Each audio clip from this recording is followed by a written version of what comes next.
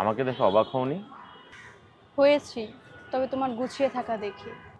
আসলে একটু গুছিয়ে থাকতে পছন্দ করে তো, তাই আগের মতো নিজের ভিতর পাগল পাগল ভাবটা আর নেই। আচ্ছা, এটা তো ভালো। তারপর বলো, কেমন আছো?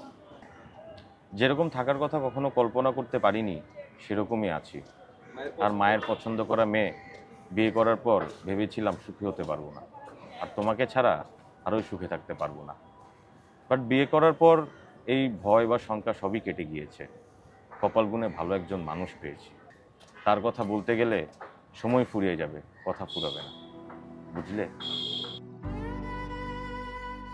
এভাবে কি দেখছো?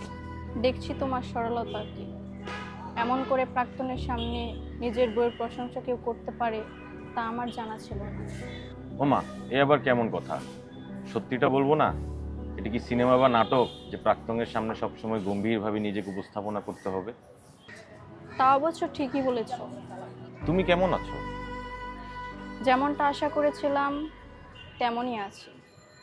তুমি চলে যাওয়ার পর অধীর আগ্রহে অপেক্ষা করেছিলাম সঠিক একজন মানুষের জন্য, যে আমাকে তোমার দেওয়া দুঃখগুলো ভুলিয়ে দেবে আর আমার সব দুর্বলতাগুলো মেনে নিয়ে শক্ত হাতে সামলে নেবে, আর আমাকে তোমার থেকে অনেক বেশি ভালোবাসবে।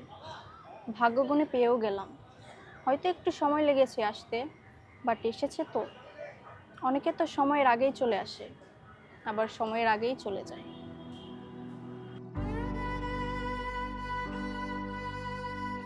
তো এখানে কেন এসেছিলে? কোনো দরকারে নাকি এমনি? মালাই চা খেতে এসেছিলাম। একা একা এসেছো? আরে না, ভেবেছিলাম এখানে এসে ওকে কল করব, অফিস থেকে ছুটি নিয়ে আসার জন্য। প্রায়ই এমন করি, কিন্তু আজকে তো তোমার সাথে দেখা হলো, কথা বলতে বলতে সময় চলে গেল। আর তুমি? ভেবেছিলাম ওকে নিয়ে এদিকে ফুচকা খাবো, তার হলো কই।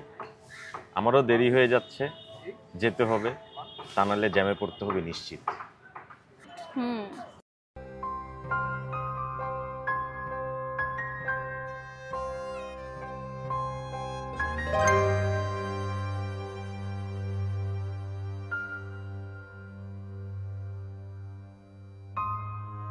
তুমি আমাকে এখনো বুঝতে পারলে না সুবর্ণা, আমার চোখের মিথ্যেগুলো ধরতে পারলে না। ওখানে আমি কখনোই ফুচকা খেতে যাই না, যাই তোমার স্মৃতিচারণ করতে। তুমি আমাকে এখনো বুঝতে পারলে না আশিক, আমার চোখের মিথ্যেগুলো ধরতে পারলে না। এখানে আমি কখনোই মালাই চা খেতে যাই না, যাই তোমার স্মৃতিচারণ করতে। তবুও ভালো আছি তোমার ভালো থাকাতে। তবুও ভালো আছি তোমার ভালো থাকাতে।